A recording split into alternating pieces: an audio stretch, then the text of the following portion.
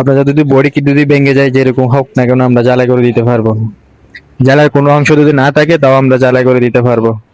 অনেক সময় স্যাড স্ট্যান্ডে গাড়ি রাখলে পড়ে যায় বা অ্যাক্সিডেন্ট করার পর ভেঙে যায়। আপনার যদি কোনো অংশ যদি না থাকে, হয়তো বা ছোট অংশ অ্যাক্সিডেন্ট করার পর ভেঙে গেছে, তো আমরা জ্বালাই করে দিতে পারবো। কিছু অংশ যদি না থাকে জ্বালাই করে দিতে পারবো। আমরা এমন ভাবে নিখুঁত ভাবে জ্বালাই করি, তো অরিজিনাল থেকে আরো টেকসই বেশি হয়।